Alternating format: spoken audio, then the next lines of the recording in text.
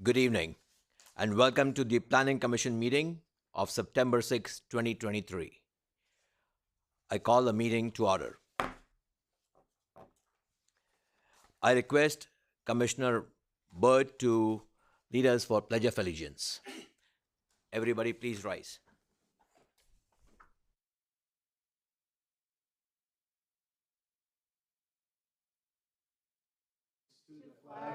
The United States of America, and to the republic for which it stands, one nation, under God, indivisible, with liberty and justice for all.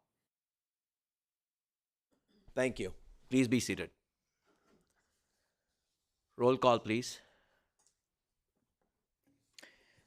Good evening, members of the Planning Commission. Roll call.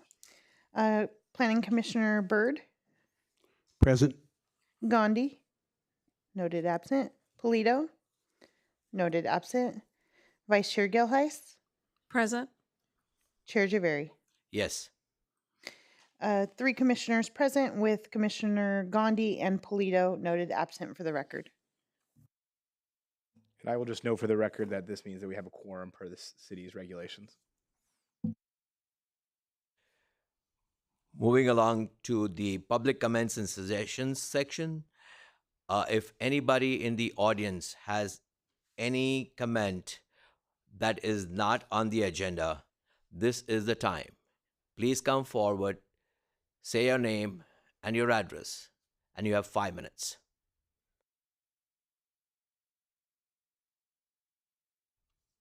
Seeing none, we close the public comments section. Next, approval of the Wednesday, September 6th Planning Commission meeting. I make a motion to approve the minutes from September 6th, 2023 Planning Commission meeting. Do we have a second? Second.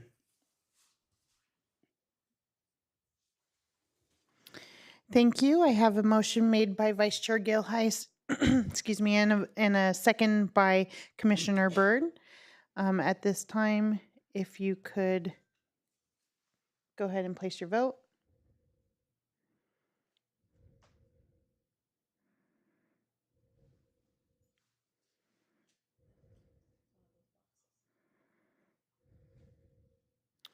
All votes made. Motion carries 3-0 with Commissioner Gandhi and Commissioner Polito noted absent.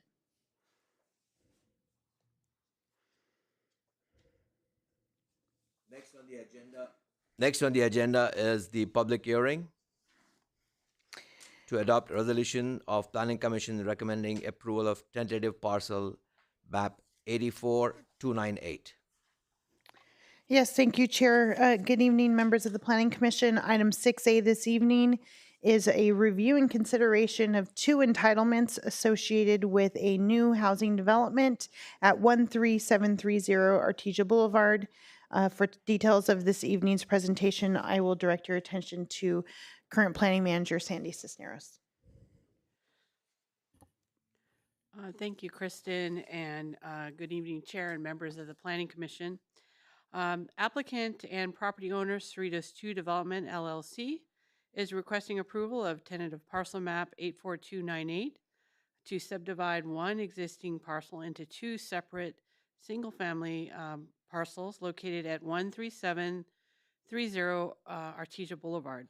The applicant is also requesting approval of Precise Plan 2023-15 to construct a new single-family residential development comprised of 2 lots, one with a 2-story residence on parcel 1 and one with a new 1-story residence and detached accessory dwelling unit, or ADU, located in the rear yard on parcel 2. In conjunction with this project, a new 6-foot-high wall, perimeter block wall, will be placed along the north property line abutting Artesia Boulevard, and the new residence will be accessed from the driveways off Parkville Place. Additional improvements include new sidewalks, parkway landscaping, and other related site improvements. The following slides will describe the details of the proposed project. The subject property is located at 13730 Artesia Boulevard and is zoned single-family residential RS 6500. This is an enlarged aerial view of the property. The property was originally developed in 1964 and is comprised of one existing single-family lot containing an existing single-family residential home, a garage which has been illegally converted into an accessory dwelling unit, and various other accessory structures. The following slides show the existing conditions of the property. This is a view of the subject property looking south from Artesia Boulevard. The property is generally flat with little slope. On-site vegetation include weeds and various grasses covering portions of the property. Although the property is bordered on the south by the cul-de-sac end of Parkville Place, at this time, access to the property is not available via Parkville Place, but rather is provided via one large driveway off Artesia Boulevard, which borders the subject site to the north. This is a view of the subject property looking north from Parkville Place. As shown in this slide, the subject property abuts the cul-de-sac end of Parkville Place and was constructed in connection with the adjacent housing development to the south and west of the subject property. An existing 6-foot block wall is located along the south property line of the subject property shown in this slide. And then this is a photo of the subject property looking northeast in the rear yard of the existing property. And this photo is looking west in the rear yard of the property as well. This slide contains the proposed plan for tentative parcel map 84298, which is a proposal to subdivide the existing parcel into 2 separate single-family residential parcels. The existing single-family residential parcel is approximately 16,469 square feet in area. As proposed, 2 new parcels will be created. Parcel 1 will be 6,590 square feet in area, and parcel 2 will be 9,879 square feet in area. Both parcels meet the lot size requirements in the RS 6500 single-family residential zone and are large enough to accommodate the new residents proposed under Precise Plan 2013 or 2023-15. The proposed tentative map has been reviewed by the city engineer in accordance with the application requirements and has been found acceptable for Planning Commission and City Council consideration and approval. The Precise Plan 2023-15 has been submitted by the applicant, and this is for a single-family residential development comprised of 2 lots, one with a new 2-story residence on parcel 1, and one with a new 1-story residence and detached ADU on parcel 2.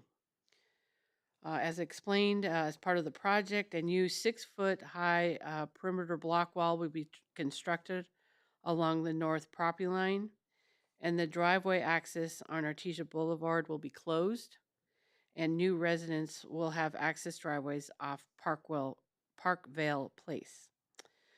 With the orientation of homes facing Parkville Place, new improvements related to sidewalk, parkways, driveways, and landscaping is also planned for the site.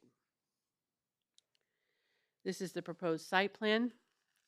The applicant, again, is requesting a 2-story residence on parcel 1, which is on the left side of the slide, and a 1-story residence and detached ADU on parcel 2, which is on the right side of the slide. The proposed residents meet all setback and development standards of the RS 6500 single-family residential zone. These are the proposed floor plans of the new 2-story home proposed on parcel 1, and it totals 3,138 square feet in area with a 480 square foot 2-car garage. Upon completion, the first floor of the new 2-story home will include a great room, a dining room, kitchen, 2 bedrooms, 2 bathrooms, a powder room, and a laundry room. The second floor will include 2 bedrooms, 2 bathrooms, a family room, and a powder room. This is the proposed roof plan for the 2-story home. The gable roof of the home will be covered with a charcoal gray asphalt composition roofing material. These are the south front and the west side elevations. The architectural style of the new 2-story residence will be a modern farmhouse style. The exterior of the proposed 2-story residence will be predominantly finished with horizontal and vertical James Hardie simulated wood siding. The horizontal wood siding is proposed in an egret white color, and the vertical wood siding is proposed in a pure white color. The lower portions of the residence will have an old country ledgestone veneer in a charcoal gray color, and it's called Moonlit Forest. These are the proposed north, rear, and east side building elevations. Some portions of the residence below the roofies will be finished with stucco, also in an egret white color. The wood fascia of the home will be finished in a pure white color, and the front door will be a combination of pure white and grizzly gray colors. All windows of the home will have a wood trim border painted in a dark gray color, which is again called grizzly gray. A material and sample board has been placed on the dais for the Planning Commission's review. This is an adjacent neighbor plan, and as you know, we do this for all of our residential projects. And as proposed, the 2-story residence has been designed to offset second floor windows with the adjacent 2-story home located on the west of the subject property. And this is in order to eliminate any direct window alignments. The proposed offset window placement was designed to reduce privacy impacts with the 5-foot side yard setbacks. So as shown on this plan, there's no direct window alignments with the existing property to the east. These are the proposed floor plans for parcel 2. The floor plan on the left is the proposed 1-story home, 1-story floor plan of the main house. And the floor plan on the right is the 1-story floor plan of the proposed accessory dwelling unit, or ADU. The proposed 1-story residence totals 2,071 square feet in area with an attached 713 square foot 3-car garage. The proposed 1-story ADU totals 900 square feet in area, and it's located in the rear yard behind the 1-story residence. Upon completion, the first floor of the 1-story residence will have a great room, a dining room, kitchen, master bedroom and bath, 2 additional bathrooms, 2 bedrooms, a powder room, and a laundry room. The proposed ADU unit will have 1 bedroom, living room, dining room, kitchen, 1 bathroom, a powder room, and a laundry room. These are the proposed roof plans of the 1-story residence and the ADU unit on parcel 2. The proposed roofing materials for both homes will match the 2-story home on parcel 1, which is a charcoal gray asphalt composition roofing material. These are the building elevations of the proposed 1-story home on parcel 2. The architectural style of the 1-story residence will match the 2-story home on parcel 1 with a modern farmhouse style. The exterior of the proposed residence will be predominantly finished with horizontal and vertical James Hardie simulated wood siding. The horizontal wood siding is proposed in an egret white color, and the vertical siding is proposed in a pure white color. As the same as the 2-story home, some portion of the residence below the roofies will be finished with stucco in an egret white color. The lower portion of the residence will have an old country ledgestone veneer in a charcoal gray color called Moonlit Forest. The wood fascia of the home will be finished in pure white, and the front door will have a combination of bungle house blue and aqua sphere colors. And lastly, all windows of the home will have a wood trim border painted dark gray, and the color is called grizzly gray. These are the building elevations of the ADU on parcel 2. And the architectural style of the ADU will match both homes on parcel 1 and 2 with a modern farmhouse design. The colors and materials will match those of the main house on parcel 2 for a matching architectural design theme. This is the proposed conceptual landscape plan. It was prepared by a California licensed landscape architect, which was designed to complement the architectural design theme of the residential development. The proposed plan provides for front and rear landscaping for each of the 2 residential parcels, and the proposed conceptual landscape plan includes 1 street tree and ground cover in the parkway area between both parcels. And this is due to the limited parkway area caused by the installation of the proposed driveway aprons for the new residential parcels. The front yard landscaping design features a variety of trees, shrubs, and ground cover in water-efficient landscape palette and is intended to provide an inviting and lush landscape living environment for these new residences. And this is the color material board that was provided on the dais for the Planning Commission's review. A notice of public hearing regarding this item was mailed to owners of property within 500 feet of the subject property on September 22nd, 2023, at least 10 days prior to the public hearing this evening, as required by the Cerritos Municipal Code.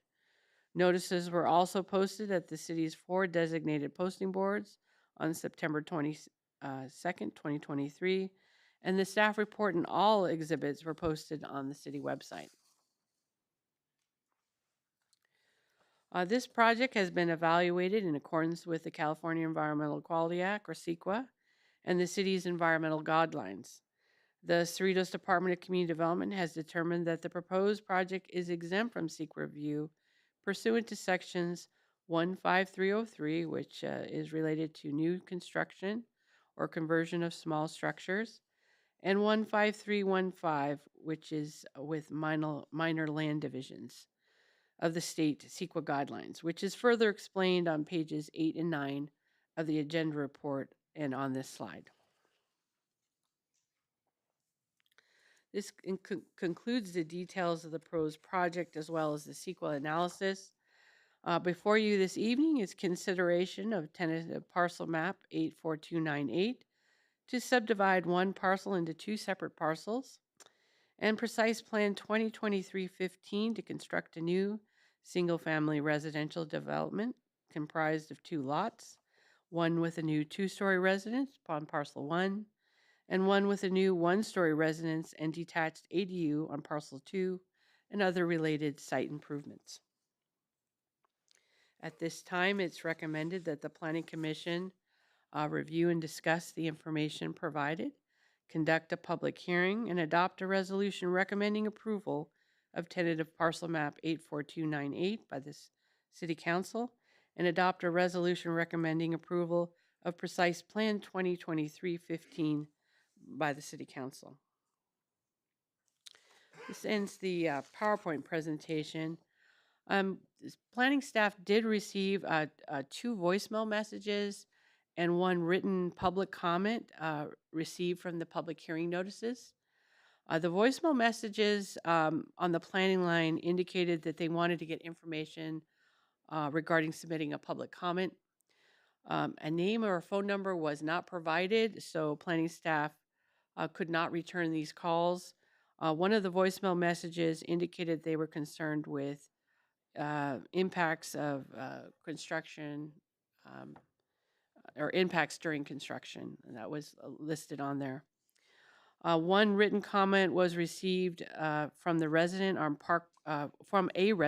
Parkwell Place, expressing concerns related to construction, safety, increase of crime with removal of the wall on Parkwell Place, increased traffic in the cul-de-sac, and street parking impacts.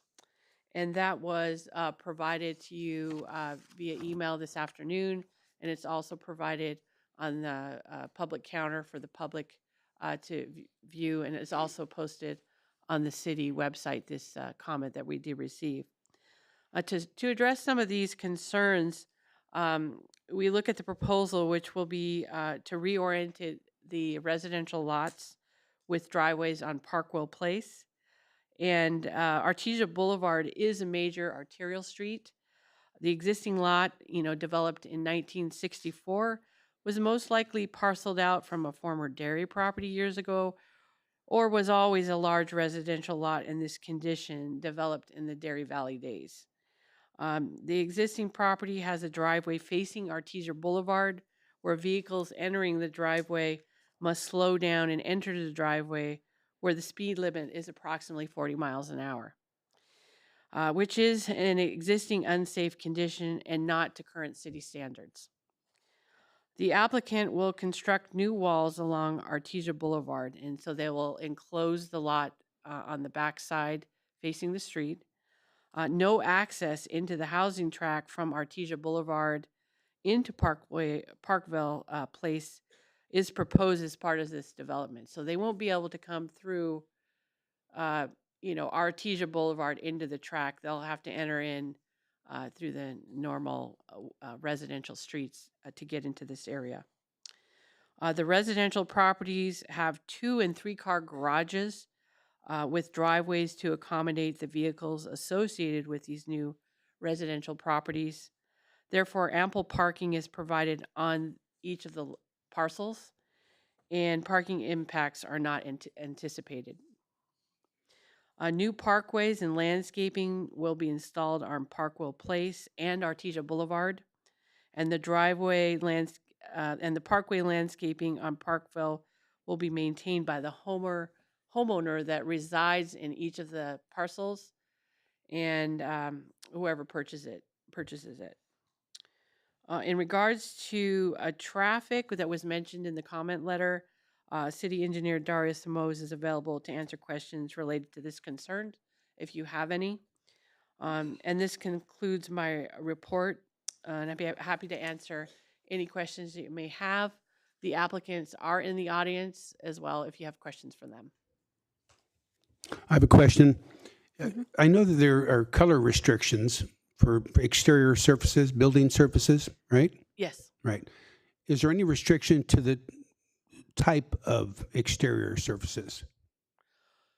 Well, as far as new homes and major remodels, room additions, all of that, we require enhanced building materials and four-sided architecture. So this represents, almost 100% enhanced materials. There's siding on all four sides of the building. They have some areas where they have some stucco, but it's very little. It's kind of under the eaves of the house. They've got a little stucco area. And they also have added stone to the base of the home at the front of the house. And so they've really done a lot to enhance these elevations. But we do require enhanced building materials. That is part of our city standards. Yeah, because it is distinctly different than the other houses on that street. And I just thank you for answering my question. You're welcome.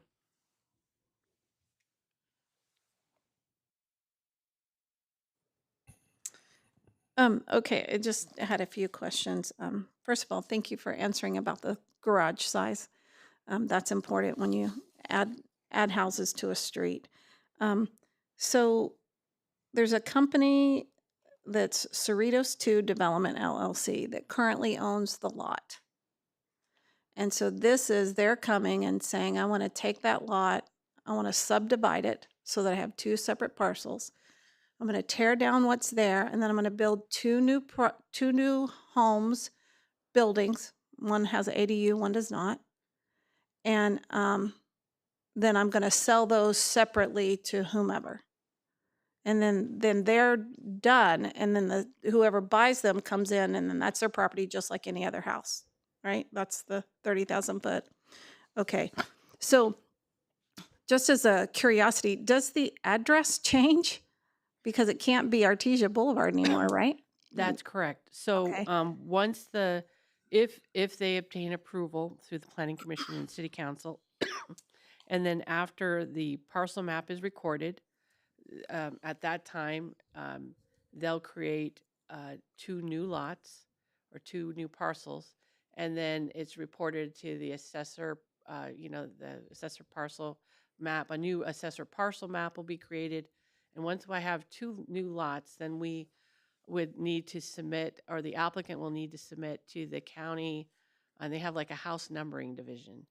And then they apply to the house numbers, and it would be an address on Parkville. So that would be their new address. So they'll get 2 new addresses, and that address on Artesia Boulevard will no longer exist. Okay, thank you. So they're gonna tear down what's there. The wall that's on the cul-de-sac now, that's gonna be torn down. There's gonna be a brand new one put in the back. And it's gonna line up with the walls that are already there right now. So there's no gaps there. So there's also gonna be, if I'm understanding this correctly, new landscaping that's on the Artesia side. So it's not gonna just look like we put up a brand new wall and there's nothing nice there. Right. And then they're also gonna put landscaping with the sidewalk and stuff, the parkway on the Parkville side. Correct. They being the developers. Correct. Does the city pay for any of that? No. Okay, so it's no cost to the city. Do we have an estimate of how long the construction is going to take? We can ask the developer. My experience is it usually takes 6 to 8 months, but we can ask them if they have a timeline Okay. for that construction. All right, let me ask one more question and then you'll have questions, then we can open it up to ask if the developers are here. There's something called 68. It's one of the conditions of approval, the project specific. So it's on page 86, and it's talking about phased occupancy. So what I think it's saying there is that maybe you finish one before you finish the other. So when the city's going in to do their inspections, is this saying that the first side can finish, whichever side that is, and that can have phased occupancy? So it could be sold and people coming in before the other side is done? And are your approvals parcel-based at that point, or is it still one whole project? We can, again, ask the developer if they're going to do it in phases, but my guess is they're going to build both of them at the same time. This is like, for instance, they have sold one, and all the improvements are done on the Artesia side and the Parkville side.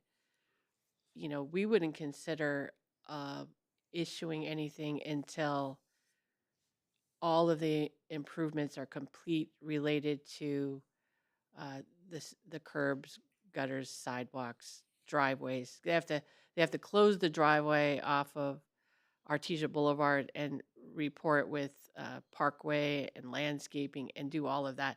So all of those improvements would happen. But say, for instance, they had 2 houses, but one's a 2-story, so it's going to take a little longer. Maybe the 1-story gets done quicker. But everything else is done, we may consider allowing for my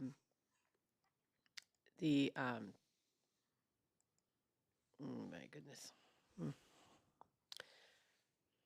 We may allow for the consideration of allowing for the occupancy of one, as long as everything else is complete. And we do that on a large projects all over. I mean, we have a whole shopping center, and maybe one building's done and we lease one by one by one. But as long as we have most of the improvements done, sometimes we release the occupancy on a bond. Sometimes we take a cash bond. If there's a lot to be done, before we release one. So there's all kinds of mechanisms to allow for occupancy of one while they're finishing up another. Okay. I just was confused because condition 59 says no final occupancy shall be granted unless all applicable conditions of approval are met. And then project specific 68 says, in addition to that approval number 59, if it's phased occupancy is planned, then no final occupancy shall be granted unless all applicable conditions of approval are met of the specific phase. So I So, think what you were saying to me is that I'm reading it the right way, but the city will allow phased occupancy. They won't both have to sell at the same time and both be approved for people to move into. If one's done before the other, you will allow that to happen. right. Okay. That's No, all. they're separate. They're completely separate. That's- Once you get the subdivision of each lot, then they're two separate projects There are outside of the city, requirements for landscaping outside of the lot and things like that. right. Yeah, I would say, I think the way to put it is, aside from the requirements that apply as a common requirement to both parcels, so completion of the fence, completion of the cul-de-sac landscape improvements, things like that, would all have to occur first. Okay. Thank you. That's all the questions for now.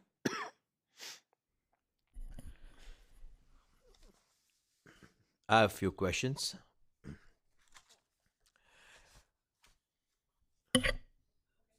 So, once that there are two parcels made out of one parcel, would it still be considered as ADU? Because then there'll be two structures on two different parcels.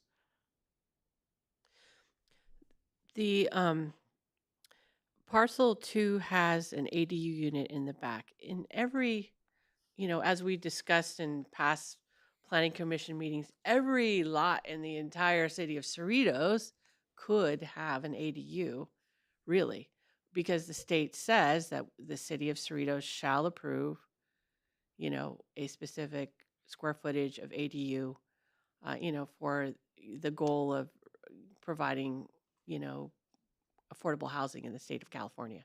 So in this case, we did put a kind of a little disclaimer on the front page of the staff report that said that, generally speaking, the planning commission is not reviewing the accessory dwelling unit, but it is part of the project, so we're letting you know.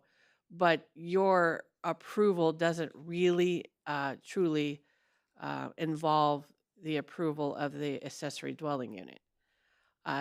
It is part of the project, but what we're looking at here is the division of the lots and the new homes on the lots that are not the ADU units.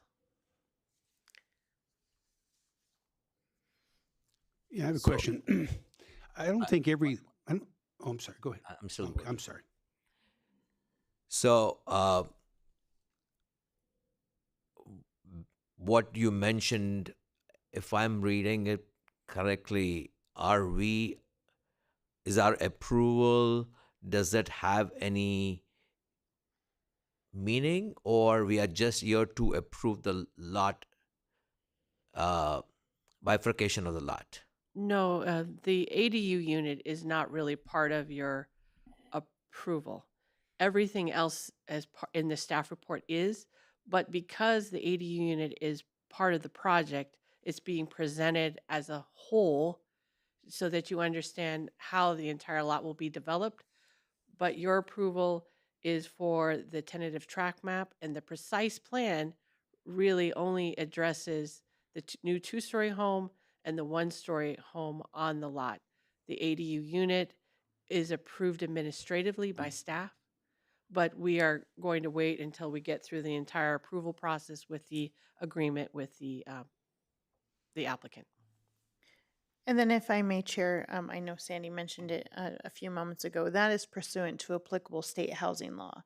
That state housing law requires accessory dwelling units to be reviewed at an administrative staff level and not subject to purview of consideration by both the Planning Commission and the City Council pursuant to state law. Right. I'm trying to understand this. So, I have no questions regarding the approval of the ADU. But once there are two lots in place of one lot, and then there'll be two structures, one structure on each of the lot. then the new lot where they'll have a ADU, it would not be treated as an ADU, right? Because it's going to be a single family residence anyway. So are we still naming it as an ADU? It is an ADU. It's Ye- an accessory dwelling unit. It is a specific type of residential unit. If I may, Chair, I'll refer to your packet. So yes, you are correct. There's going to be two lots. One lot will have one single-family residential structure, a two-story single-family residential structure. The second lot will have a one-story single-family residential structure and also a detached, in the backyard, a detached accessory dwelling unit. So two structures on one Okay. property and one structure on the Yeah. other. Okay, now I get it. And then just to further explain, because we're in the single family residential zone, we only allow one house per lot. But then the state says we have to allow this accessory dwelling unit. So, for instance, if somebody came in and they said they wanted to do 2 lots and put 2 single family homes on each one, well, the zoning doesn't allow it, but the state says we have to allow the ADU. Just to, hopefully that doesn't confuse it. But that's kind of, so it's not really another single family home. It's an accessory dwelling unit. Got it. Okay. How many residences are there? How many homes are there in Parkville near this applicant's home?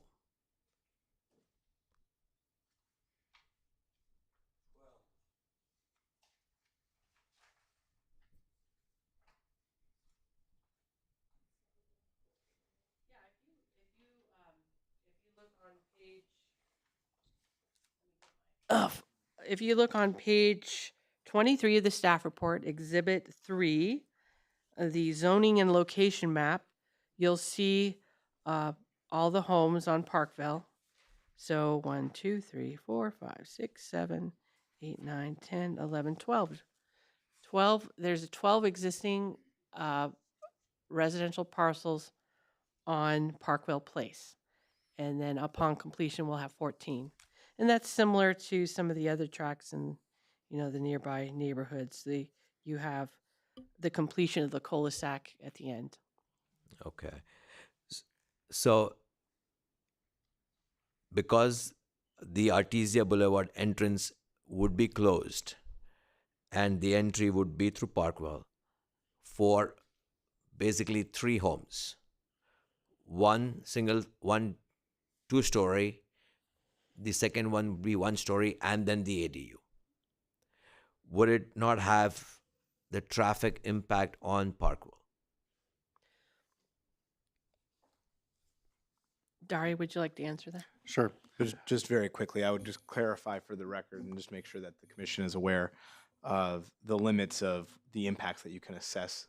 It's really supposed to be curtailed to the traffic impacts resulting from the 2 primary residences rather than the ADU, because the ADU's impact is outside of the scope of this commission's purview per state law, provided it meets the metrics which staff has said it does. Okay, so if we do not consider the ADU, would you still have 2 homes, the entry and exit through Parkville? Correct. So would that impact the traffic? Because right now,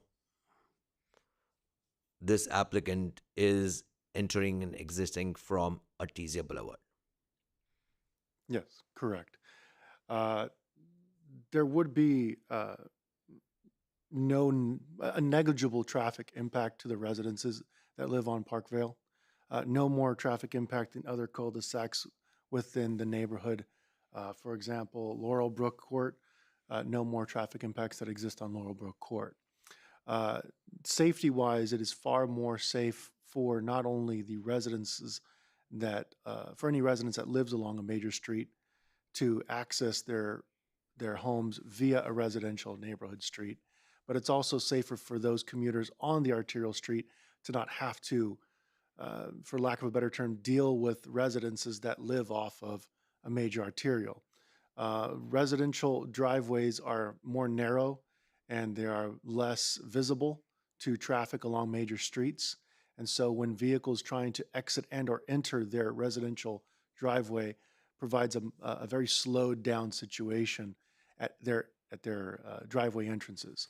In a residential street, that problem, if you will, doesn't exist because the traffic speed along residential streets is called prima facie, where in other words, it must be at 25 miles per hour. Furthermore, in a cul-de-sac, vehicles are driving typically very slowly because there's no exit to continue moving forth.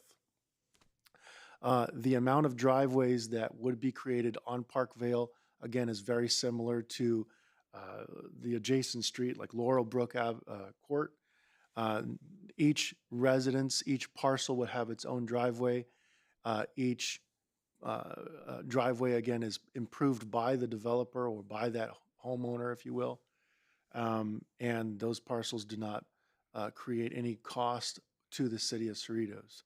And the traffic impact to the neighborhood is negligible because there are currently 2 residences, if you will, 2 living structures on that existing single parcel now that access Artesia Boulevard.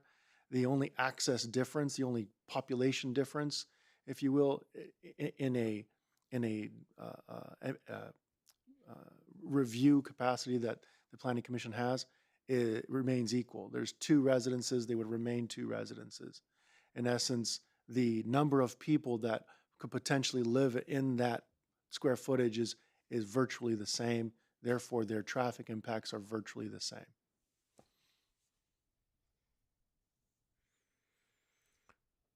Would it be used identically the same way it is being used right now, or would the use of those 2 structures change? If I understand the question correctly, the use of the structures in terms of residential usage? That's right. To my knowledge, the 2 structures that currently exist on that single parcel now are residential structures, and the future use as being proposed tonight are also residential structures.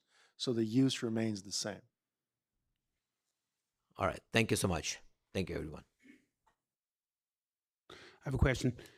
Sandy, you said that virtually every property, every house in Cerritos, every lot could add an ADU.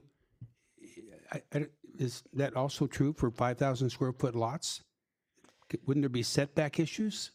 The state of California has stated in the state law that the city shall approve an ADU, if requested. And there's a certain square footage that we have to allow, like 850 square feet. There's reduced setbacks. Municipal code is not concerned from the state. It is state law that we shall approve. And unfortunately, that is the situation that we do have based on, state mandates to local jurisdictions. So the city of Cerritos has no control, and but we work with all of the proposed accessory dwelling units that we do have, all of our staff. We work with the applicants, and we encourage them as much as possible to maintain city standards as close as possible within the limitations of their lot. And we look at the design of the ADUs similar to what you see here tonight, where we try to make sure that the architectural design is complementary to the main house. And I would have to say, our experience is that most people are willing. They do have pride of ownership, and many times they're building these accessory dwelling units for family members. They have extended family that they're building it for. I even had one gentleman who was going to live in it himself and have his extended family live in the main house. So and we approve these all the time, and a lot of them you won't even notice are there. So we work real closely with all the designers to try to integrate them as best as possible within the city standards that we're allowed. Thank you. A couple more questions. I was looking at the number of lots that are on Parkvale Place. And then the one lot that's going to go to two, and they were roughly 6,500 and 9,500, something like that, the square footage on the two separate lots. How does that relate to the square footage on the other lots that are on that street? Just not exactly, just average. Well, in the RS 65,000 zone, you can have a lot, minimum lot size, even though it says 6,500, because that's supposed to be the average lot size Mhm. in that zone. You can go from 6,000, so they could be as little as 6,000 square feet or greater. 6,000 being the minimum that they would allow in 6,500 in the 6,500 RS 6,500 zone. So generally, if you look at them all, they're somewhere between 6,000 and 6,500. When you get to the pie lots, which we call the pie lots at the end of the cul-de-sacs, those always get larger. Corner lots always get larger because we require some increased setbacks on the corner. There's 10-foot setbacks facing streets. So those lots are usually another 5 feet wide, more than the lots that go inward on the straightaway streets. But, between 6,000 and 6,500 is, or more. It just depends. Okay, thank you. If I may also add that the property directly or located directly west of the subject property is zoned RS 6500, which is similar to that of the two parcels proposed before you today. Okay, thank you. One last question, and then maybe we'll ask the developers a couple of questions. So I couldn't figure out how you're accessing the ADU. And so I'm not asking because it's an ADU. I'm asking because I don't know how to get to it. Are you going down the side of the house? Because there's two long walkways down each side of the one-story house. Yeah, you can That's access gonna it be from the the side yard. Okay. I will let the developer, explain what his plans are for that particular lot. But it's my understanding that the developer is going to be occupying this particular lot. So I'll let him explain. Okay. All right. So that's all I had for the city. Does anyone in the audience have any comments or any questions at this time? You can please come forward, say your name, and you have 5 minutes. Chair, if you could just declare the public comments suggestion portion of the meeting open. So the public comment section, public hearing section is now open, and those wishing to come can come to the podium. Thank you. Thank you.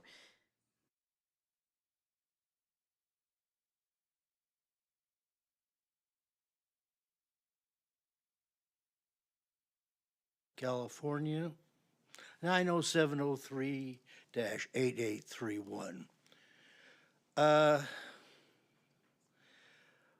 The comment I have is that I really question where the traffic engineer says that there's minimal impact here. I think on Parkville Place, as stated, there are 12 residential units, of which all of them are two-car garage units. If you add two more, I believe you have suddenly created a 17% increase mathematically. But in reality, you have added a three-car garage and a two-car garage. So there's probably going to be a little more traffic.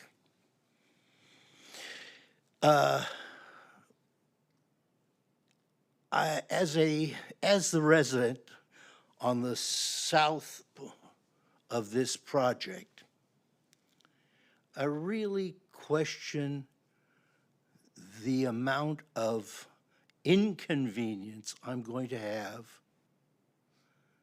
on this construction job, because all the construction is going to come through my little old street called Parkville Place. I like the plan. I think you've done a wonderful, whoever did this plan has done a beautiful job in it. But I might also mention to the traffic engineer that's here, there is something about Parkville Place. The resident, a PS, I've been there 50 years. Whatever resident lived at the end of that street has had an amazing ability to, once he comes around that corner, hits Parkville Place, he's headed for the barn, and they all come in at 35 to 55 miles an hour. And that has been all 50 years with 5 different residents. So there's something about magnet that exists in that corner that scares the hell out of me. Fortunately, I have no children at this point or grandchildren to worry about at that area. Have I mentioned anything else? Everything else? Thank you. Sir, I just wanted to ask a question. Sure. So when you talk about the traffic coming in that quickly, are you talking about it entering Parkville from Okoro Street? From Okoro, anybody who lived in that house at the end for the last 50 years Okay, has just somehow hit the gas pedal and just headed home. okay. It's just amazing. Yes, thank you. I appreciate you And, speaking and sharing. like I said, there's been 5 different residents, and they all did it. Okay, thank you so much. Matter of fact, the last ones have been a little bit better, this present resident. Thank you. Anyone else in the audience would have any questions or any comments?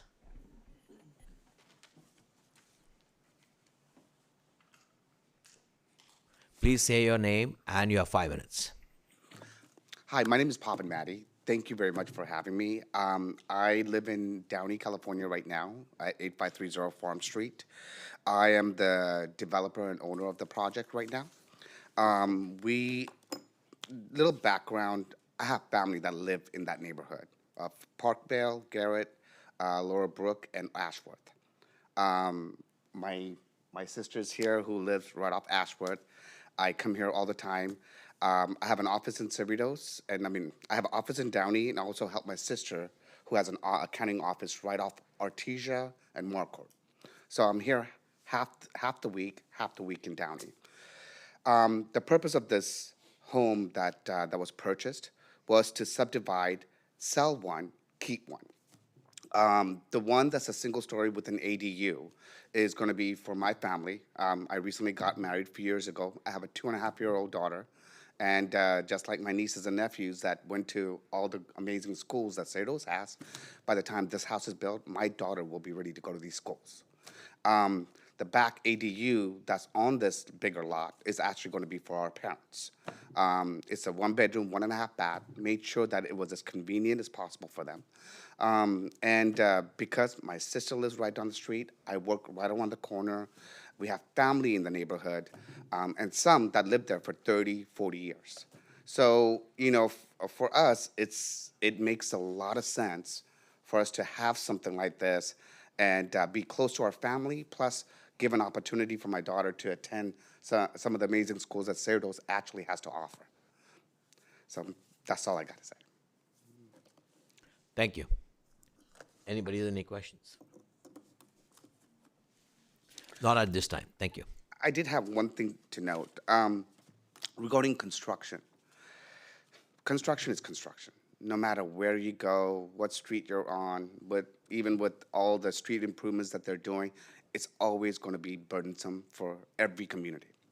One way that we could approach this, which we need to figure out with our general construction crews, is if a nice chunk of the work can be conducted from Artesia itself before any, that way it reduces the exposure for the neighborhood, such as yourself.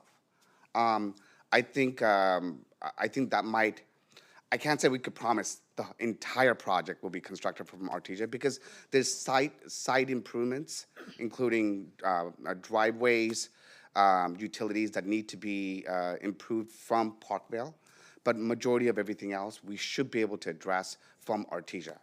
I think that would hopefully reduce the noise, reduce the construction. Well, maybe not the noise part, but cars being parked on Parkville for all the residents that are there.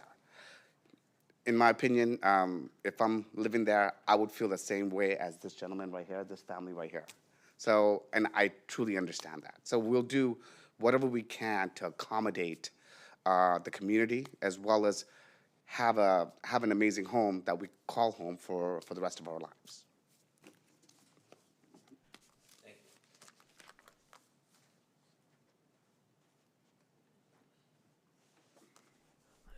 Anybody else in the audience that like to say, please come, state your name and your 5 minutes.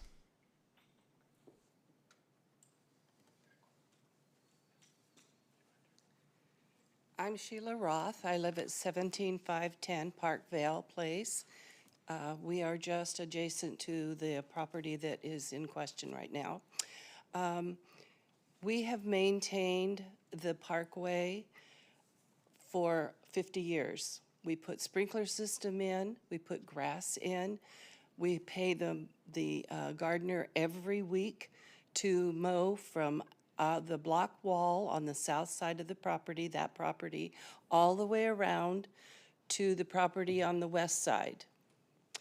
I want to make sure that they are aware that that is there, that it needs to continue so that we have the beautiful parkway that we have now.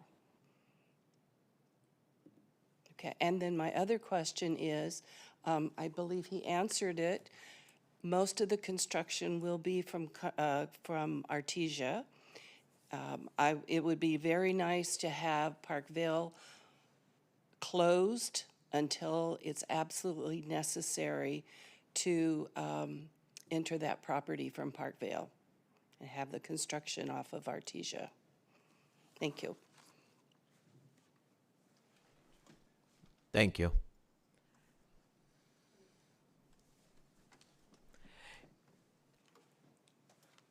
Any comments?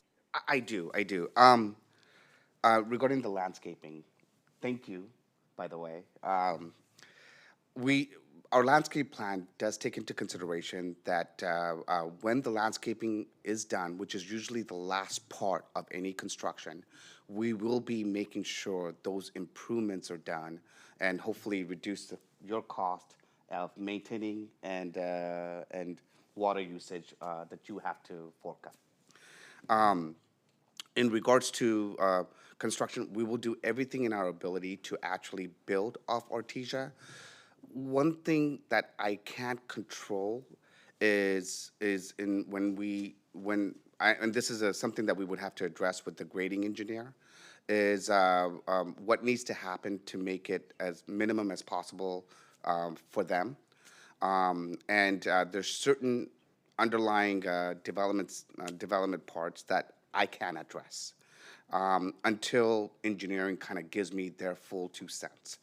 But I believe for the most part, we can do it from Artesia based on my conversation with our contractors. Thank you.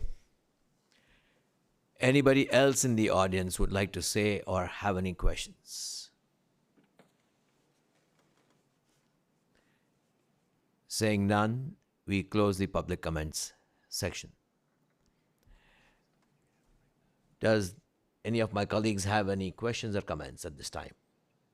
I have a couple of comments before we make a motion. Sure. So I've been on the Planning Commission since 2020, And the one thing that never ceases to amaze me about the city of Cerritos is how neighborly we are.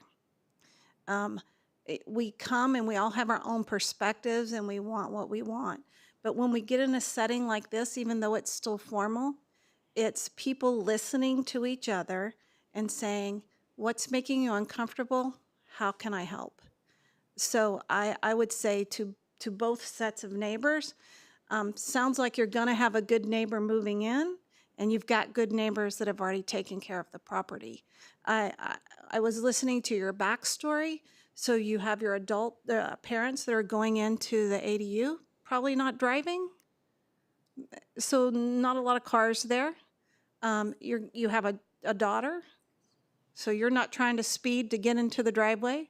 We don't know who's going to be in the next house, but you know, I live in a cul-de-sac as well, and so I pay attention to that. It sounds like you care about what you're doing. You're personally invested into it. And I was sitting here thinking, can I ask the developer to look at coming in for construction as much as possible off of Artesia? You've already stepped up and said that you would look at that. Now, there's certain constraints around that, right? You still got to build a house, and there's going to be a point in time where you're going to have to come in off Parkville, and it is what it is. But the fact that you're already aware and sensitive to it, I think it will go a long way in making it a nice neighborhood. And I would say to the residents that are already there, this guy's going to drive your property value up. That's a good thing. That's my comments. Thank you.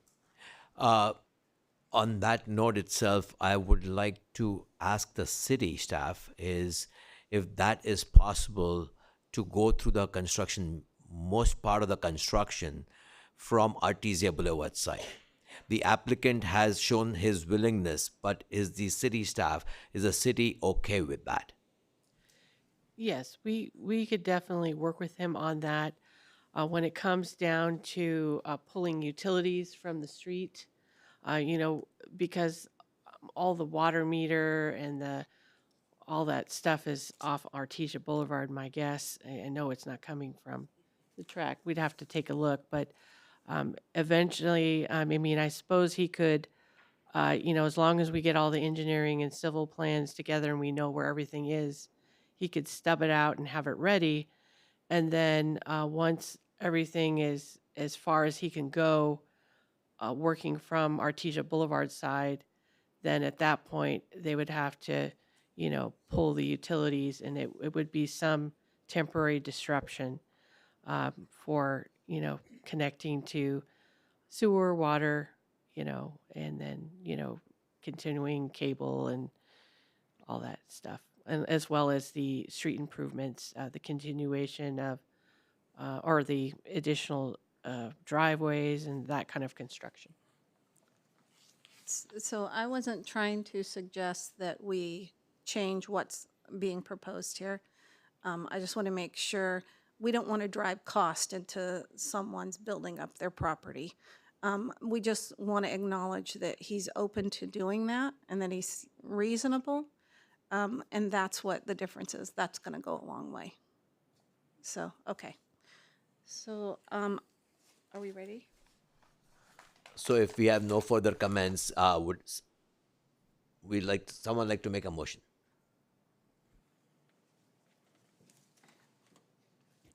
I'll make a motion to approve it. It's only going to improve the value of your property, folks. It really, really will. And just,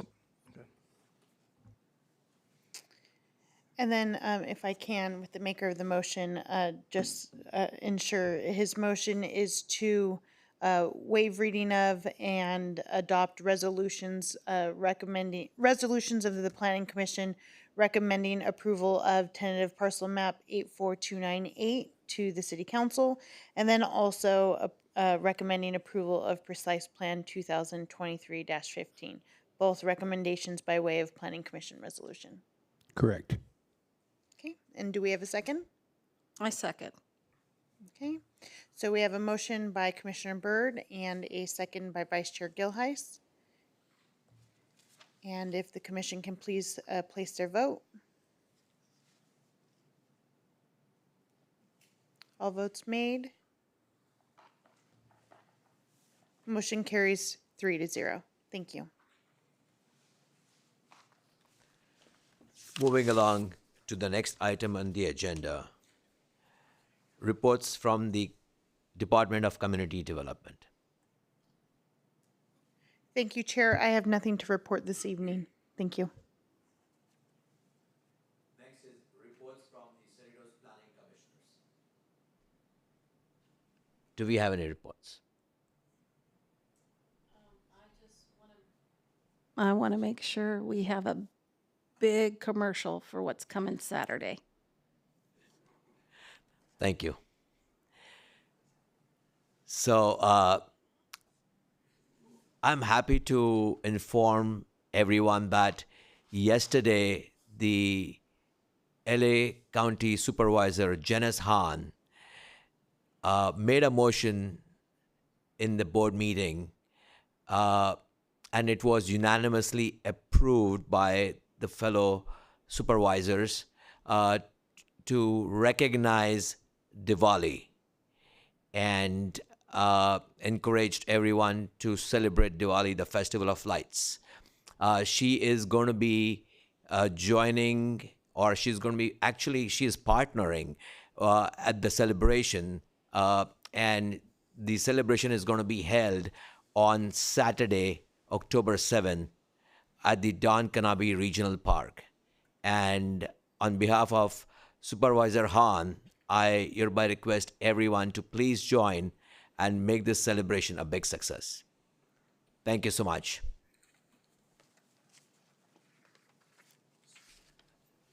There are no other comments, so I'll adjourn the meeting. Thank you.